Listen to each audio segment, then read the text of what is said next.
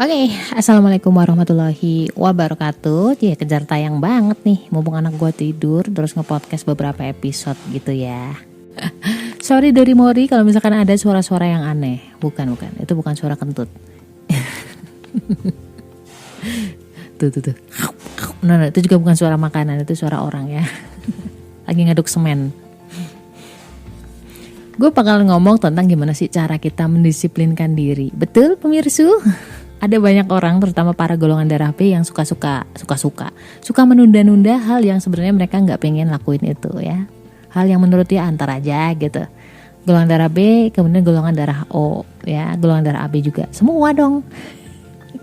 Nggak, golongan darah A jarang sih, jarang yang suka nunda-nunda gitu. Dulu pernah gue kerja gitu, kerja mungkin ya, jadi berangkat setengah 7 atau jam 7, nanti pulang setengah 2 malam. And I enjoy it, aneh banget ya. Maklum masih single, tapi ada hal yang lama-lama tuh kerasa gini, kayak aku tuh nggak punya waktu ya, kayak waktu tuh ngejar-ngejar gue mulu nih, nggak pernah rasanya plong. Apa yang salah pemirsa? Kalau misalkan lo pernah ngerasain hal yang sama, semoga episode kali ini bisa ngebantu lo, agak sedikit membantu lo, oke?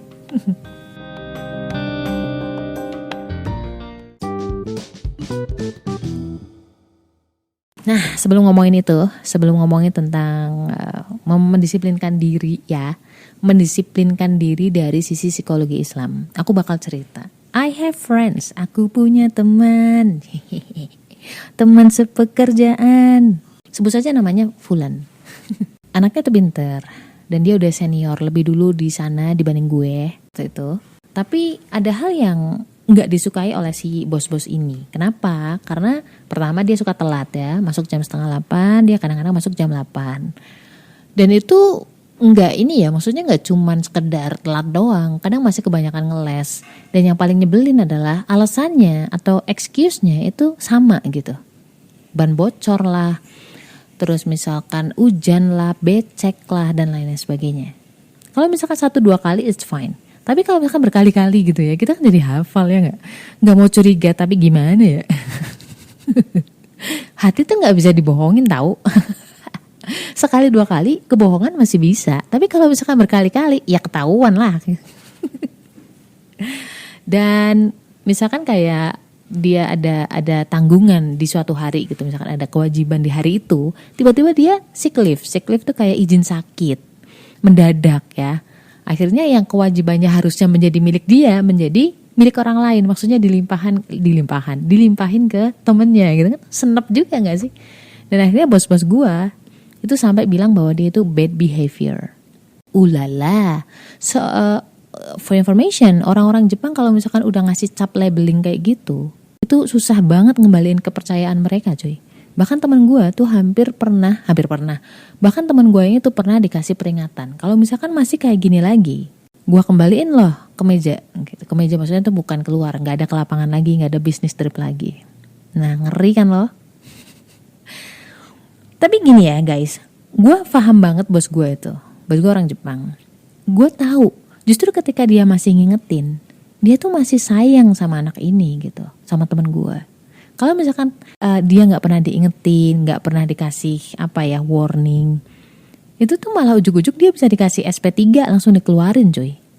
Karena udah terlalu keterlaluan. Tapi kan yang namanya perusahaan itu ada sistemnya kan, SP1, SP2, SP3. Jadi SP1 nggak direken, masih diulang-ulang kesalahan yang sama, dia akan dikasih SP2.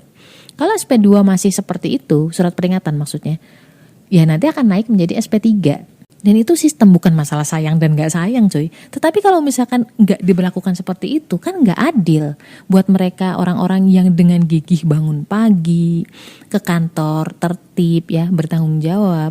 Kalau misalkan si anak ini tidak dikasih peringatan atau tidak dikasih konsekuensinya, tidak dikasih hukuman let's say, kan berarti gak adil. Itu namanya kita justru menghukum orang-orang yang benar tadi gitu loh. That's why harus ada aturan, so that's why harus ada sistem yang jelas. Dan bos gue yang tadi itu gak serta-merta langsung ngasih surat peringatan.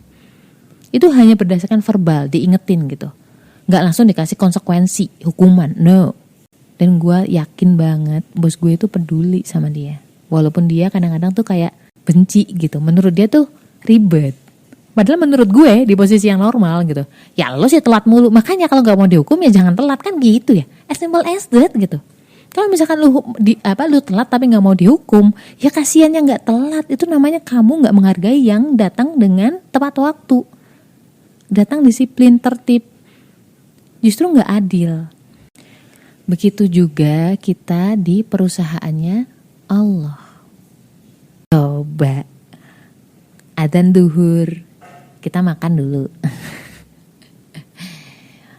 Jam 1 baru duhur, bener gak? Jadi seringnya kita sholat di awal waktu sholat yang berikutnya. Ngece. Jadi misalnya kalau duhur kita sholat di awal waktu asar, nah itu. Jadi mau gimana, sistemnya kan sudah harus seperti itu gitu. Allah itu maha adil. Ada orang yang tepat waktu misalkan sholat, ada orang yang mulur-mulur, ya enggak? Ya masa perlakuannya harus sama? Ini kan bukan soal sayang dan gak sayang. Kalau misalkan Allah gak sayang, lu udah langsung ditarik ke akhirat, dihukum cuy. Tapi Allah kasih kita peringatan dulu, gak langsung dikasih surat peringatan, gak langsung dikasih konsekuensinya, gak langsung dipotong bonusnya. Allah itu sayang banget sama lo. Dan lu tahu gak sih bahwa sebenarnya sholat tepat waktu itu menandakan memang kamu memprioritaskan Allah. Ya kan, itu adalah tanda lu memprioritaskan siapa? Tuhan lo, ya, atau justru diri lo sendiri. Kalau misalkan sekali 2 kali mungkin gak terlalu terasa, tapi kalau berulang-ulang gue yakin banget hidup lo itu ngerasanya kayak terburu-buru, ngerasa gak punya waktu, kayak gak lega gitu. Katanya hidup dan matiku untuk Allah. Giliran dipanggil, suruh sholat, entar-entar. Ya sama sih, gue juga masih belajar.